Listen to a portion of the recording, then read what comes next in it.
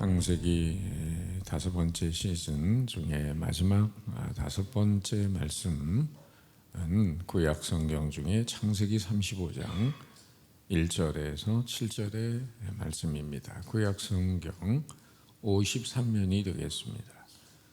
구약 성경 53면 창세기 35장 1절에서 7절의 말씀 봉독할 때 살아계신 하나님의 음성을 들으실 수 있기를 바랍니다.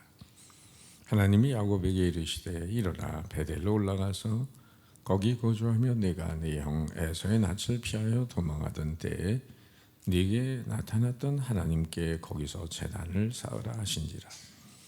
야곱이 이에 자기 집안 사람과 자기와 함께한 모든 자에게 이르되 너희 중에 있는 이방 신상들을 버리고 자신을 정결하게 하고 너희들의 의복을 바꾸어 입으라. 우리가 일어나 베델로 올라가자. 내 환난 날에 내게 응답하시며 내가 가는 길에서 나와 함께 하신 하나님께 내가 거기서 제단을 쌓으려 하노라 하며 그들이 자기 손에 있는 모든 이방 신상들과 자기 귀에 있는 귀걸이들을 야곱에게 주는지라. 야곱이 그들을 세겜 근처 상수리 나무 아래에 묻고 그들이 떠났으나 하나님이 그 사면 거울들로 크게 두려워하게 하셨으므로 야곱의 아들들을 추격하는 자가 없었더라. 야곱과 그와 함께한 모든 사람이 가나안 땅 루스 곧 베델에 이르고 그가 거기서 제단을 쌓고 그곳을 엘베델이라 불렀으니 이는 그의 형의 낯을 피할 때에 하나님이 거기서 그에게 나타나셨음이더라. 미국에는 전 세계적인 체인망을 가지고 있는 세계 대형 피자 체인이 있습니다.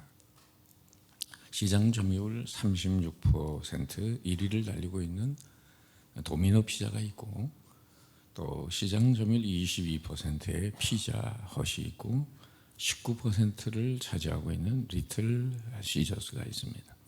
그런데 1984년에 혜성같이 등장한 피자 업체가 하나 있습니다. 그것은 바로 파파 존스라고 하는 것입니다. 이 파파 존스는 36살에 슈네터라고 하는 사람이 창업을 했는데 현재 전 세계의 15%의 시장 점유율을 차지하고 있는 무서운 피자 체인입니다.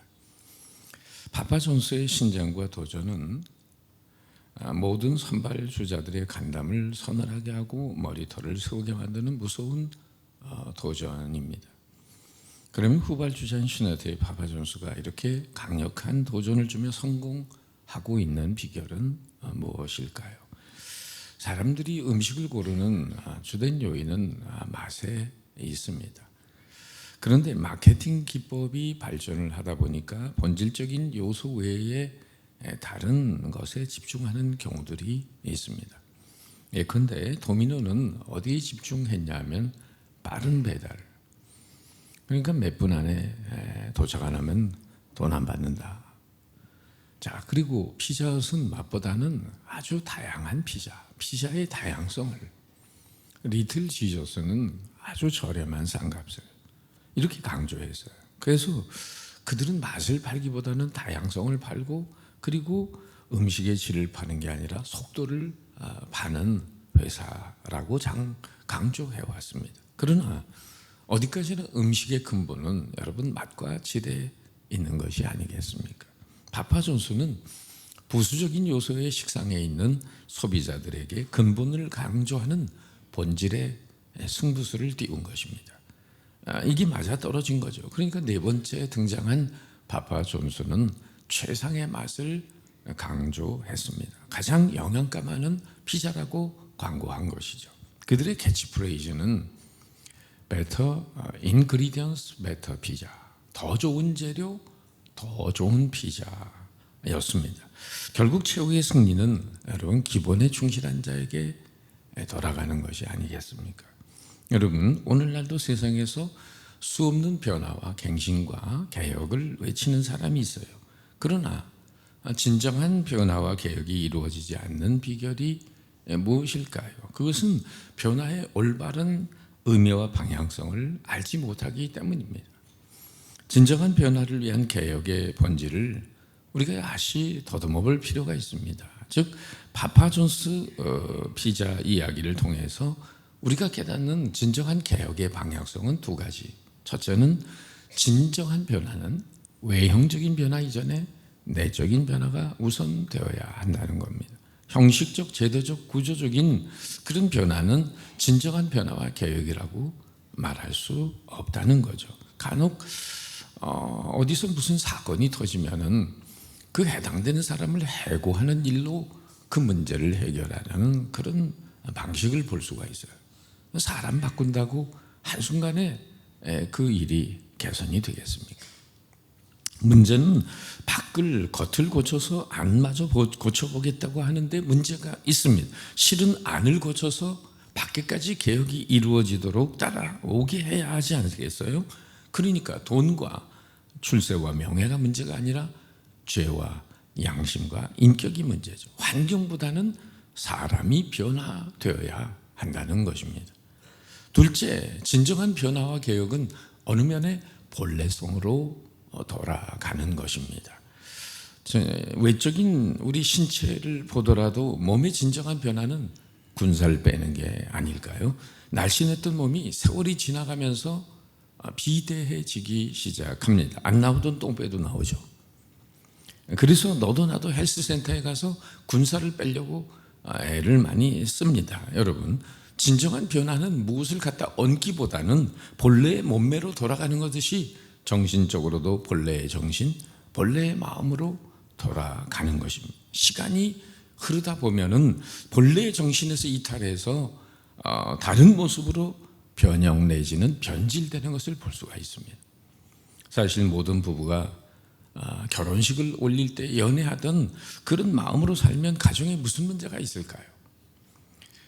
살면서 자꾸 딴 생각을 하고 한눈을 팔고 그 순수했던 마음이 사라지고 많은 세상에 동화되다 보니 본래의 것에서 멀어지게 됩니다. 그래서 부부들이 처음 만났던 장소에 간혹 가볼 필요가 있습니다. 그때의 마음으로 돌이키기 위해서 말이에요. 요즘은 제가 많이 가는 편은 아니지만 전에 우리 교육자 수련회 하면은 산정호수 옆에 있는 하나콘도에 무조건 갔습니다. 바로 물론 그 근처에 이동갈비도 있고 또 맛있는 중국집 미미향도 있어서 그쪽에 가는 경향도 있었지만은 실상은 저 아내와 제가 눈이 맞은 곳이거든요. 거기가.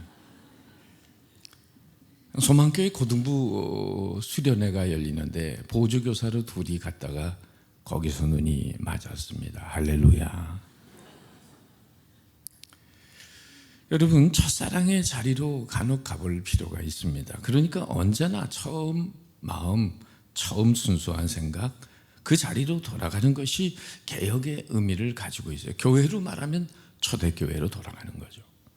오늘 성경에는 자신의 만난 삶의 위기 속에서 자신의 삶과 신앙을 개혁하는 한 신앙인을 목도하게 됩니다. 그는 다름 아닌 야곱입니다.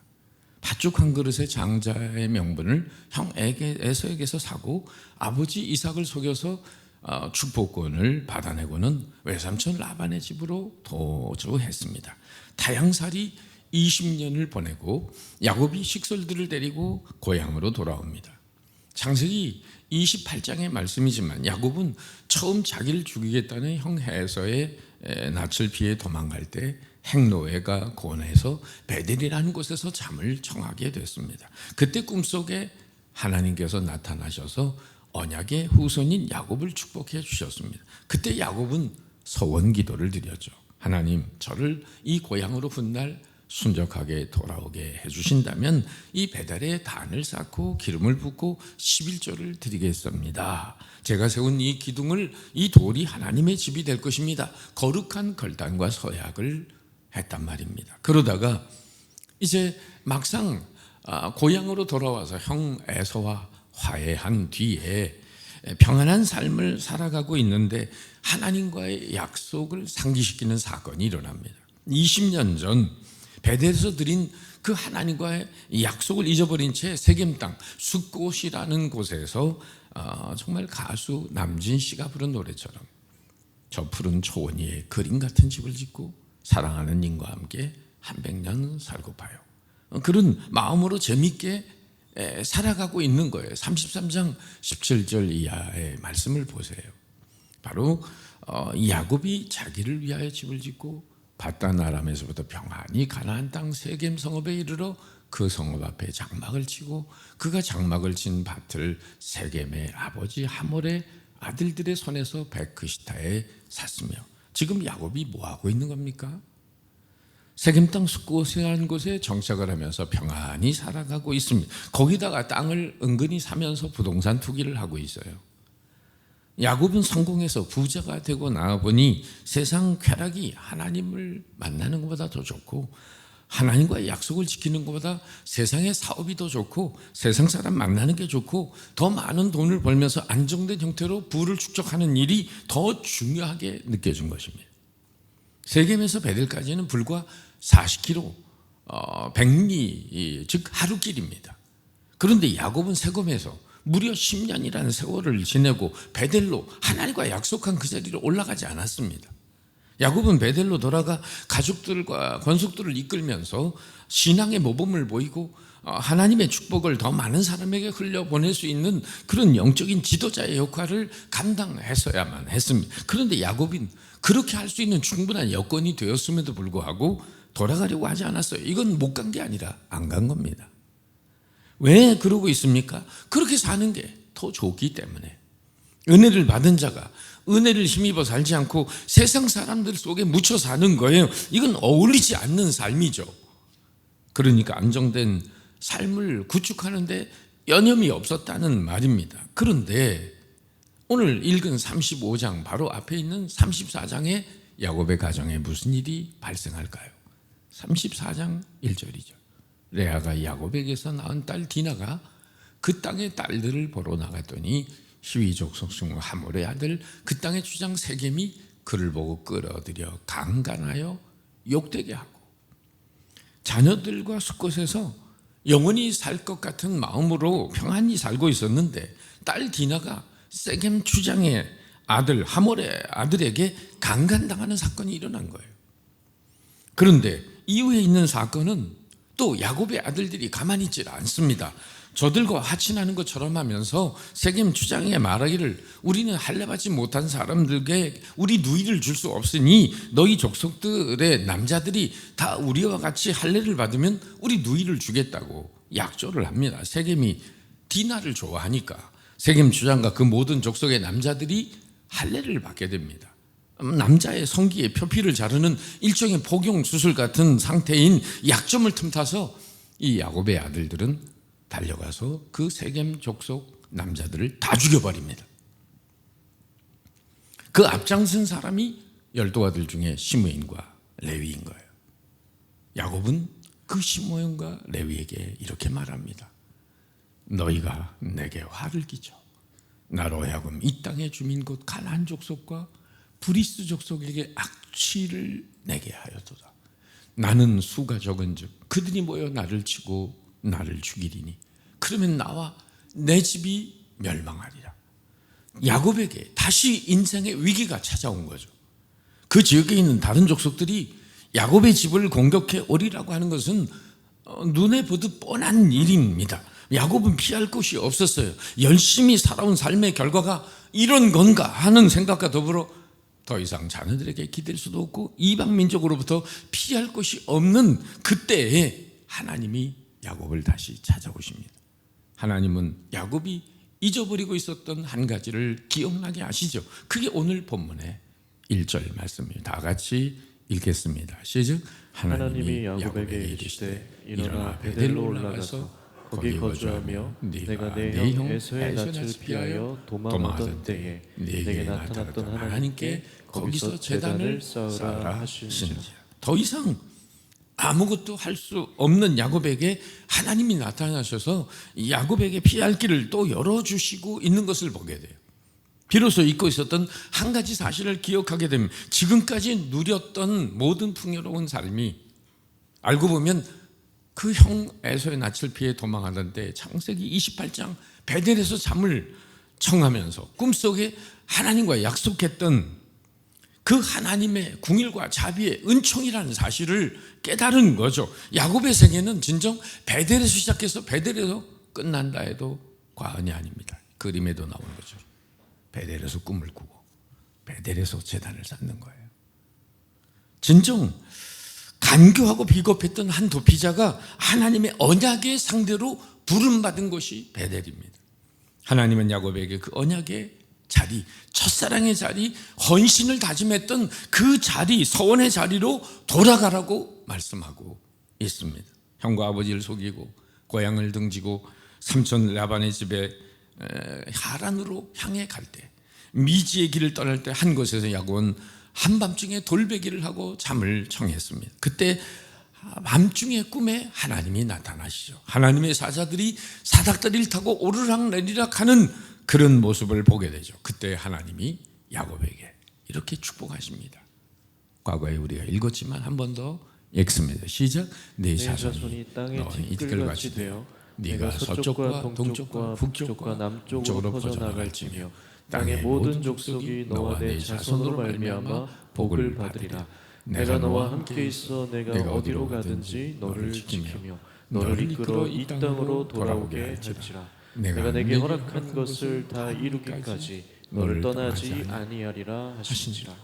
이렇게 축복을 약속하신 하나님 앞에 야곱은 어떤 반응을 보였습니다. 서원 기도를 하는데, 자 20절, 28장 20절, 22절 한 번 더 시작.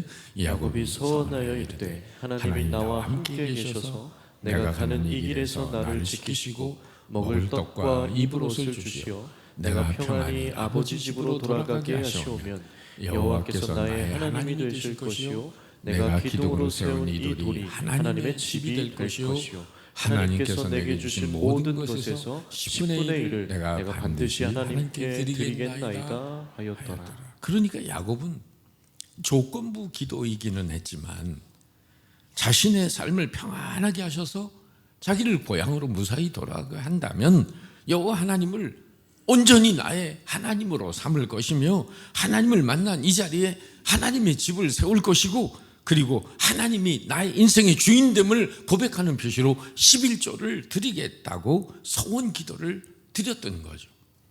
야곱이 한 처음 만났던 첫사랑의 자리가 바로 이 베델입니다. 베델은 하나님의 집이라는 뜻입니다. 그런데 야곱은 20년 전에 하나님과 약속했던 하나님의 집 베델을 잊어버리고 세상 장막 새가면서 재미있게 세상 재미에 심취하며 살고 있었으면, 그런 야곱에게 딸 디나의 강간 사건을 통해서 영적으로 잠들어 있는 야곱을 깨우는 사건이 일어난 것입니다. 하나님과 뜨거운 교제를 약속을 나눴던 그 헌신의 자리로 돌아가 예배의 단을 쌓으라고 하나님이 말씀하십니다. 오늘 야곱에게 들려주시는 하나님의 음성은 마치 계시록의 7교회 중에 에베소 교회를 향해서 주셨던 주님의 말씀과 맥을 같이 합니다. 에베소 2장 4절로죠. 그러나 너를 책망할 것이 있나니 처음 사랑을 버렸느니라. 그러므로 어디서 떨어졌는지를 생각하고 회개하여 처음 행위를 가지라. 만일 그리하지 아니하고 회개하지 아니하면 내가 네게 가서 네 촛대를 그 자리에서 옮기리라. 이 말씀을 알짜 들어가는 영어 단어 3가지로 종합한다면 remember, 기억하고, repent, 돌이키고 회개하고, repeat, 반복하라. 여러분, 가장 힘들고 어려웠던 시간에 하나님과 약속한 적은 없으십니까? 하나님 이 문제만 해결해 주시면, 이 위기만 극복하게 해주신다면 주님께 헌신하겠습니다. 충성하겠습니다. 하나님의 축복을 받아 평안히 살게 된다면 하나님을 위해 살겠다고 다짐했던 그 시간, 그 자리가 여러분에게는 없으셨습니까? 그리고 이 평안이 찾아온 다음에 야곱처럼 그것을 잊어버리고 계신 분은 안 계십니까?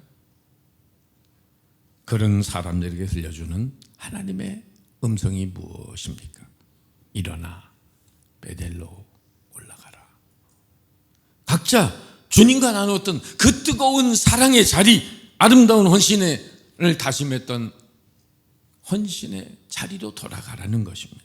여러분, 평안하던 야곱의 삶에 위기가 찾아온 이유는 2가지로 요약하면, 첫째는 하나님과의 소원을 망각했기 때문에, 2번째는 베델로 올라가지 않고 숫곳의 삶에 안주하고 있었기 때문에, 그러니까 도망자 신세였던 야곱에게 나타나 축복하시고 은혜를 베풀어 주시고 하나님의 그 베풀어 주신 은혜를 망각한 거죠. 그리고 하나님과의 소원을 잊어버리고 육신의 만족을 위해 집을 짓고 재상 증식을 하면서 세상 재미에 빠져 있었다고 하는 것입니다. 자칫하면 우리 또한 하나님의 은혜를 망각하고 마치 내가 잘나서 돈 번 것 같고 내가 괜찮은 가정을 꾸린 것 같고 사람들의 존경을 받는다고 생각하기 쉽습니다. 그러기에 하나님께 절박하게 기도하거나 매달리지 않는 거죠. 온전히 섬기거나 적극적으로 섬기지 않는 거죠. 왜 그렇습니까? 지금껏 내 힘으로 내가 이 모든 걸 이루어왔다고 착각하기 때문입니다. 여러분, 진지하게 한번 살아온 생애를 돌이켜보세요. 여러분이 부모님을 선택하셨습니까? 좋은 여건의 가정에서 자라지 못했다면 어떻게 되었을까요? 여러분이 북한에서 태어났다면, 여러분이 아프가니스탄에서 태어났다면 어떻게 되었을까요? 태어나자마자 부모님이 계시지 않아서 시작부터 고초와 고비를 넘길 수밖에 없는 그 지경에서 태어났다면 어떻게 됐을까요? 장애인으로 삶을 시작하는 사람도 있어요. 자신들이 선택한 걸까요? 아닙니다. 여러분, 잘 생각하셔야 합니다. 하나님께서 주신 지금까지의 삶이 때로는 어려운 환경에서, 때로는 원치 않는 삶의 자리에 놓일 때도 있었지만은 결국 나를 구원해 주시고 인도해 주시고 자비와 긍휼을 베풀어 주시고 오늘 이 자리까지 축복해 주신 분은 바로 인생의 배후에 계신 하나님이 아니십니까? 오늘 주제가 찬양처럼 나의 등 뒤에서 나를 도우시는 주, 편안히 길을 갈 때 보이지 않아도 지치고 고나여 넘어질 때면 다가와 손 내미시네. 일어나 걸어라. 내가 널 도와주리니 일어나 너 걸어라. 내 너를 도우리. 제 인생을 돌아보게 하는 시편 기자의 고백이 있어요. 시편 37편 23절 24절 같이 한번 읽어보죠. 시작. 여호와께서 사람의 걸음을 정하시고 그의 길을 기뻐하시나니 그는 넘어지나 아주 엎드러지지 아니하면 여호와께서 그의 손으로 붙드심이로다. 하나님이 보이지 않는 손길로 우리의 인생의 목덜미를 위기와 시련의 골짜기에서 붙들어 주심으로 여러분 여기까지 왔음을 고백하지 않을 수가 없는 것입니다. 언약한 나를 더 가까이 하시며 방황하는 나를 이끄신 것이 하나님이심을 믿으십니까? 나의 나됨은 하나님의 은혜로 된 것임을 믿으십니까? 내가 오늘 사는 환경이 과연 내 힘으로 다 이루어졌다고 생각한다면 오산입니다. 하나님을 향한 진정한 믿음으로, 믿음은 내 힘으로 살았다고 하는 게 아니라 하나님의 은혜로 살았다고 하는 고백의 순간부터 시작이 되는 것입니다. 그러나 그 은혜가 망각되어지고 하나님과의 소원과 약속을 잊어버리고 인생의 올바른 목적과 방향 감각을 상실했을 때 예기치 않게 불어오는, 하나님의 백성에게 불어오는 인생의 풍랑이 있는 것입니다. 그것은 실상은 세상에 안주하며 하나님과 약속을 잊고 사는 야곱을 참된 신앙인 이스라엘로 만드시는 은총적 사건이 되는 것입니다. 오늘 10절 말씀에 하나님이 그에게 이르시되 네 이름이 야곱이지만 내 이름을 다시는 야곱이라 부르지 않겠고 이스라엘이 내 이름이 되리라.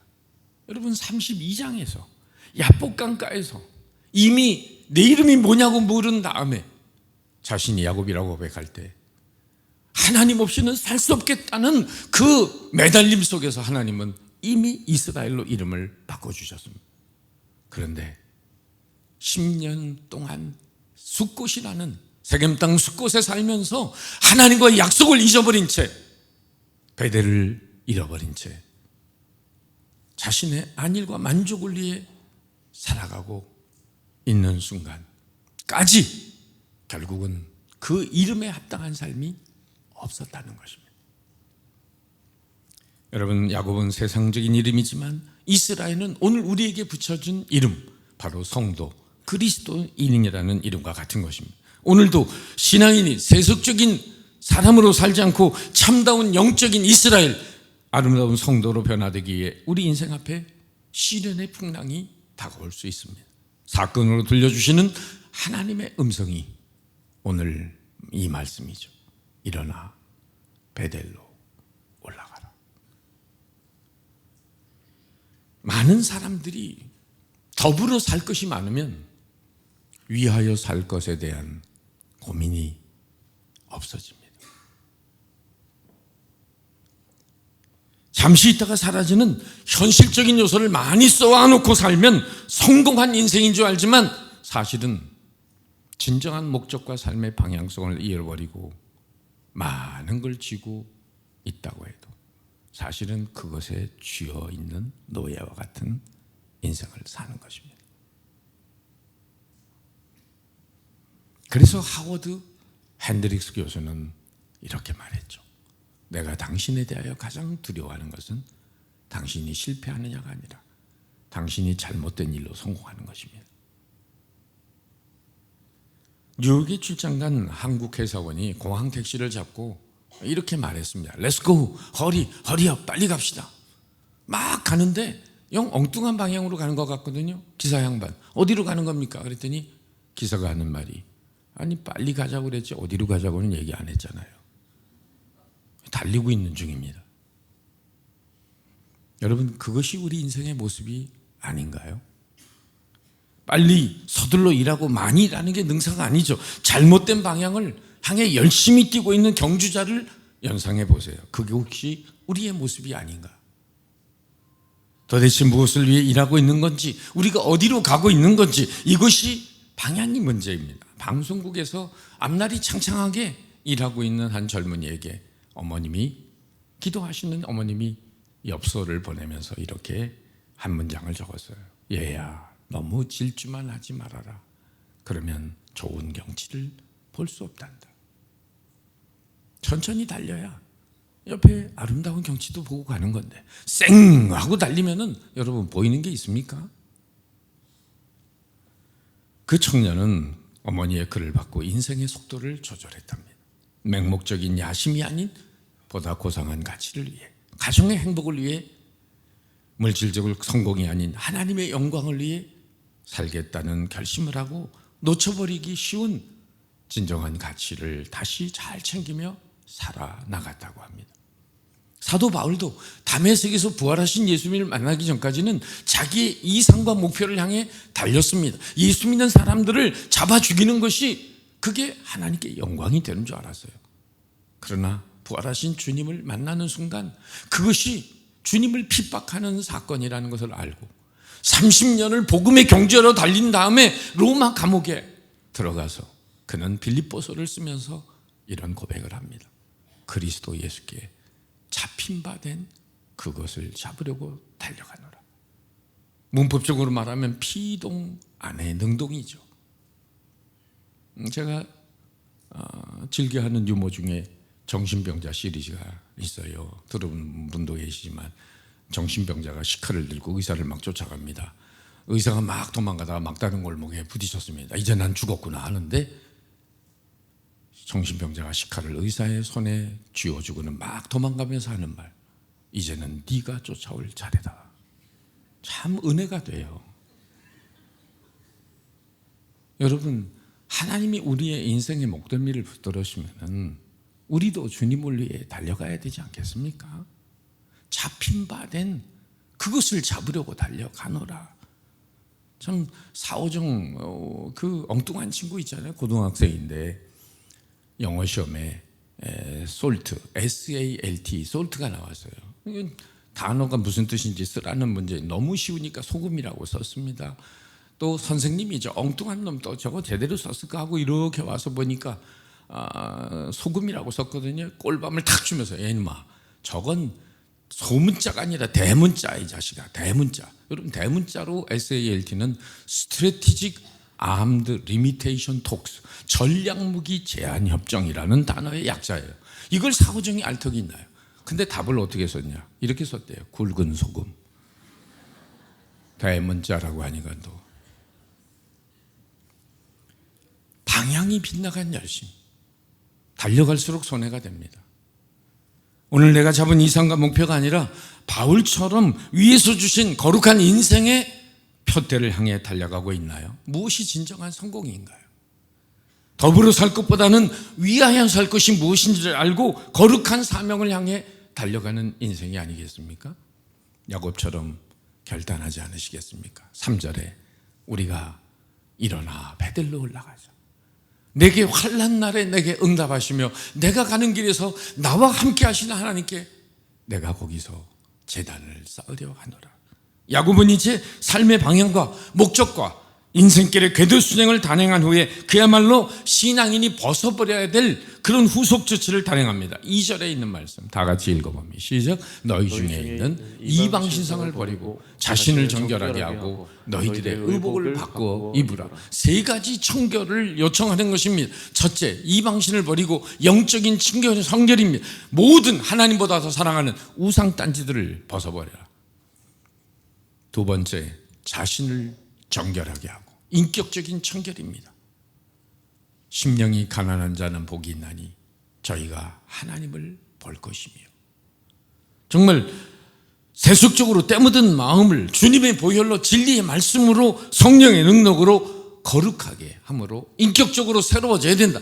세 번째, 의복을 바꾸라. 바로 도덕적인 청결입니다. 거룩한 삶의 변화를 말합니다. 바디메오가 옷을 벗어버리고 주님께 나오듯이, 탕자가 돌아와 아버지가 입혀주는 새 옷을 입듯이, 기생 라합처럼 완전한 삶의 변화로 다윗의 고조할머니가 되고 예수님의 조상이 되는 달바꿈이 있듯이, 삭개오처럼 내가 도둑질한 거 율법의 규정대로 4배를 갚겠고 재산의 절반을 가난한 사람들에게 주겠다는 이 거룩한 삶의 개혁이 있는 결단을 하면서 말이에요. 오늘 야곱은 첫사랑의 자리, 언약의 자리, 헌신을 다짐했던 자리로 올라가기 전에 내부적이고 영적인 구조 조정을 하는 거예요. 이 같은 세상의 요소를 떨쳐버리지 않고는 거룩한 삶의 자리로 나가야 소용이 없다는 걸 알았던 거죠. 그럴 때 하나님은 이렇게 거룩한 결단과 함께 첫사랑의 언약의 자리인 베델로 올라가는 야곱을 축복하십니다. 여러 가지를 축복하세요. 5절에 하나님이 그 사면 거울로 크게 두려워함으로 하셨으므로 야곱의 아들을 추격하는 자가 없었더라. 첫째, 보호의 축복이 있습니다. 그리고 둘째는 이스라엘로 야곱의 이름을 바꿔주는 신분과 명예의 축복이 10절에 나옵니다. 11절에 생육하고 번성하는 축복을 약속하십니다. 12절에 그 땅을 주리라고 하는 약속의 땅에 대한 축복이 선포됩니다. 결론의 말씀입니다. 사랑하는 성도 여러분, 우리의 남은 인생 여정, 후회 없는 여정을 위해 우리의 살아온 삶의 궤도가, 방향이 빗나가 있는 것은 아닌지,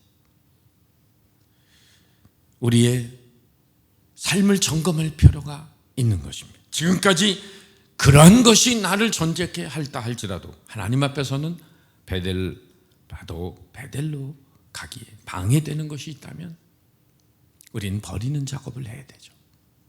그럴 때 하나님이 새로운 것으로 채워주시는 줄 믿습니다. 여러분, 지금까지 살아왔던 삶도 중요한데 남은 인생 여정 후회 없이 살기 원한다면 야곱의 결단을 여러분의 결단으로 삼으시길 바랍니다. 나의 하나님이라고 고백하고 그분을 온전히 신뢰하고 하나님께 올려드리지 못했던 소원을 갚고 하나님과 약속을 다짐했던 첫사랑의 자리, 헌신의 자리로 나아가는 인생의 귀중한 터닝 포인트가 오늘이 되시기를 주님의 이름으로 축복합니다. 일어나 베델로 올라가라. 기도하겠습니다. 사랑의 주님, 진정한 변화와 개혁은 본질로 돌아가는 것임을 깨닫게 해주시니 감사합니다. 그러나 저희는 야곱처럼 뜨거운 하나님과 만남을 가진 영적 베델의 은혜를 망각하고 세겜이라는 세상에 도취되어 첫사랑의 감격을 잊어버리고 세상 중심으로 살고 있음을 자백합니다. 십자가의 은혜로 나 같은 죄인을 구원하신 구원의 감격을 잊어버리고 어느새 영적인 매너리즘에 빠져있는 형식적 예배자, 일주일 동안 지은 죄만 씻는 세차장 예배자로 전락한 저희들을 불쌍히 여겨 주시옵소서. 일어나 베델로 나가기를 결단하고 식솔들을 데리고 숲곳에서 베델로 간 야곱처럼 예배의 감격과 구원의 기쁨과 첫사랑과 헌신의 은혜를 회복할 수 있도록 우리의 마음과 영혼을 일으켜 주시옵소서. 우리들도 안주에 있는 삶의 자리를 박차고 거룩한 베델, 하나님의 집, 하나님의 성전에 기쁨과 사모함으로 나와 다짐했던 첫사랑을 회복하고 살아계신 하나님의 임재와 능력을 깊이 경험하며 열방 회복의 비전을 품고 부름의 상을 향해 달려가는 복된 주의 백성들이 되게 하여 주옵소서. 다 같이 말씀에 잇대어 통성으로 기도합니다. 존귀하신 주님, 은혜와 사랑에 감사드립니다. 진정한 평화와 기쁨, 본질로 돌아가는 것임을 깨닫게 해주시니 감사합니다. 세상에 많은 때가 묻어서 하나님과의 첫사랑을 잃어버린 채 이스라엘로 살지 못하고 수원군 야곱으로 살고 있는 저희들의 때 묻은 심령을 저여 청결하게 벗겨 씻어주시옵소서. 영적인 매너리즘에 빠져 형식적 예배자, 세차장 예배자로 전락한 저희들의 나약함 위에 하나님의 은혜를 부어주옵소서. 다시금 일어나 베델로 올라가기를 결단한 야곱처럼 우리들도 영적인 첫사랑의 자리로, 헌신의 자리로, 은혜의 자리로 달려나가는 거룩한 결단과 변화가 있게 하여 주옵소서. 새롭게 하여 주옵소서. 나의 등 뒤에서 나를 도우시는 주, 나의 인생 길에서 지치고 고나려 매일처럼 주저앉고 싶을 때 나를 밀어주시네. 다시 한번 나의 등 뒤에서 나를 도우시는 주, 평안히 길을 갈 때 보이지 않아도 지치고 고나여 넘어질 때면 다가와 손 내미시네. 두 손들과 함께 찬양합니다. 일어나 걸어라, 내가 새 힘을 주리니. 일어나 너 걸어라, 내 너를 도우리. 일어나 걸어라. 하나님이 원하시는 방향으로 걸어라, 내가 새 힘을 주리니. 일어나 너 걸어라, 내 너를 일어나 걸어라. 일어나 걸어라, 내가 새 힘을 주리니. 일어나 너 걸어라, 내 너를 도우리.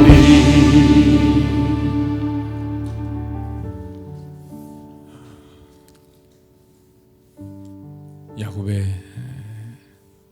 삶은 베델에서 시작돼서 베델에서 끝이 납니다. 첫사랑의 자리를 잃어버리고 있을 때 하나님은 상기시키는 사건을 통해서 말씀하셨습니다. 사건을 만나지 않을지라도 언제나 첫사랑, 다짐했던 그 자리, 은혜의 자리, 헌신의 자리로 돌아간다면 하나님의 은총과 축복은 늘 우리 안에 머물게 될 것입니다. 그 은혜를 주신 하나님께 감사하면서 다 같이 일어서서 봉헌합니다.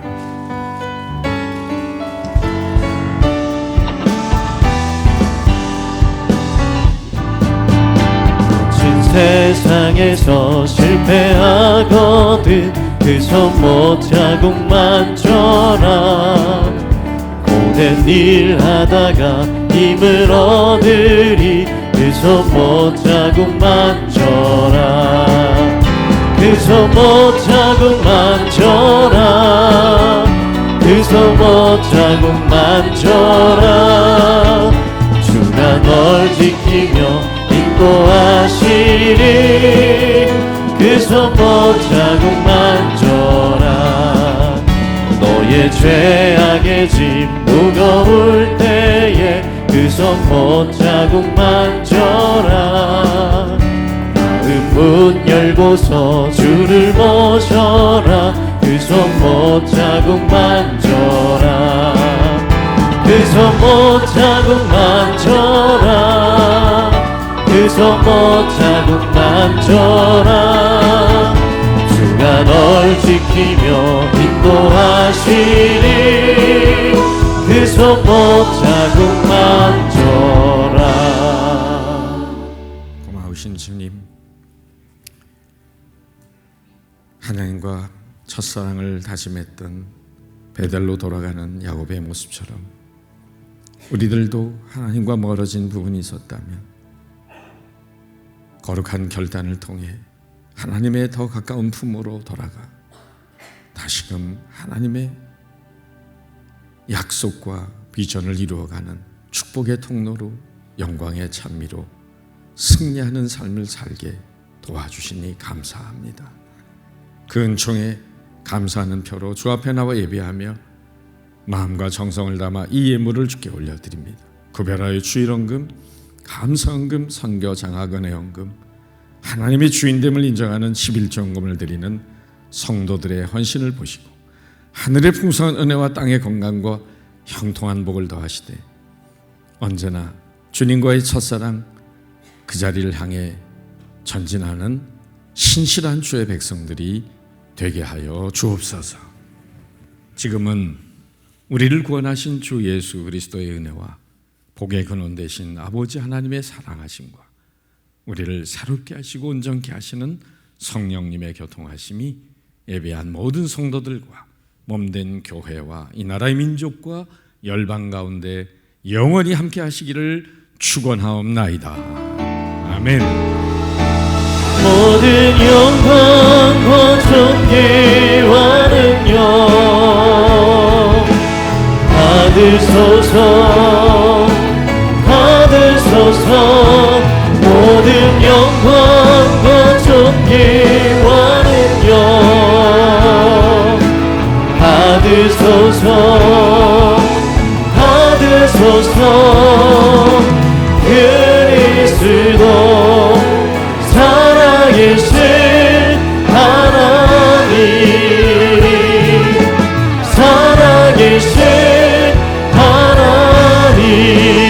은혜 주신 하나님께 감사와 영광의 박수 올려드립니다. 일어나 베들로 올라가는 한 주 되시기를 바랍니다.